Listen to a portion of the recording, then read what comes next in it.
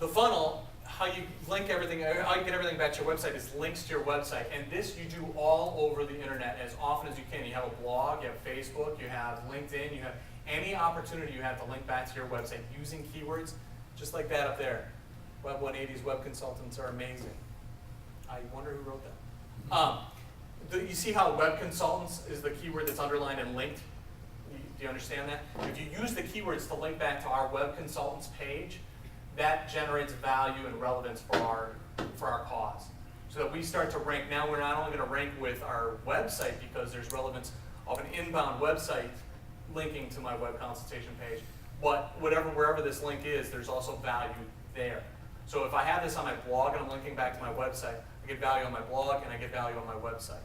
And so all of these things, years ago we couldn't do this. Years ago inbound links were the hardest thing that we had to do because we'd have to call people up or email people and ask them to trade links. We don't have to do that anymore. We have some control. We can build blogs, we can build Facebook pages and Twitter feeds and all those kind of things to link back to our website. There's some tricks there because not everything will accept links the way we want them to accept them. But there are other things you can do. You can put the keywords in the headline of the post that you put up. You can put keywords in bold wherever you can. And just using the keywords in the content is extraordinarily valuable. So we've got our content put together, and now we've chosen our keywords. Now we're going to pepper the keywords into our content. Some people flip number 2 and number 3 around here. They'll choose the, I might actually spontaneously combust here in a minute. I apologize for that. Some people want to choose the keywords first and then develop the content around it.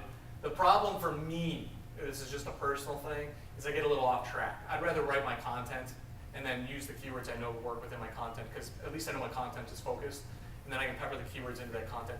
Keywords can be a little, I don't know what the word would be, they're not very well formed English, so it's hard to kind of put them into your content, at least from a starting point.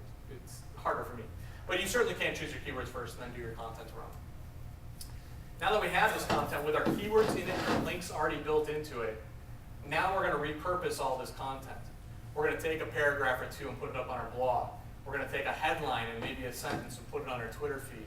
We're going to use it in our Facebook. We're going to put all those things in there using those keyword links. Right. I think I want to bail on this. I don't even know if I can find it. Or maybe I'll just, maybe that's better. Okay. Something there wasn't working for us. So once we have that and we start putting it out there in all those other places, we're using those keywords to link back to our website. Does that make sense to everybody? And when you're doing that, now you're starting to build up all this relevance.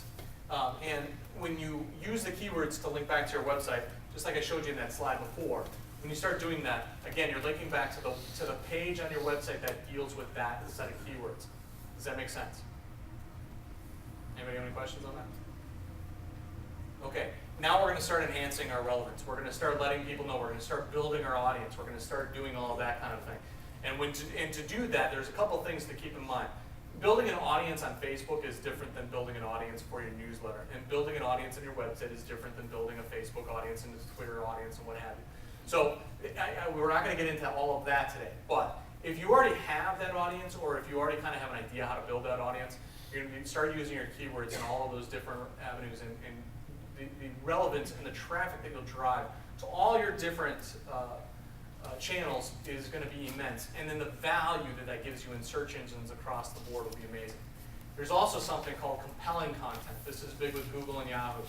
Compelling content, I don't know if I have a slide on that. Compelling content is video, it's images, it's audio, those types of things. Google and Yahoo deem those things to be more important than regular content. So if I have a video up on YouTube that also resides on my website, and it's tagged or keyworded with my keywords, that's going to do very, very well. And especially if that is relevant back to my website, then we're in pretty good shape there.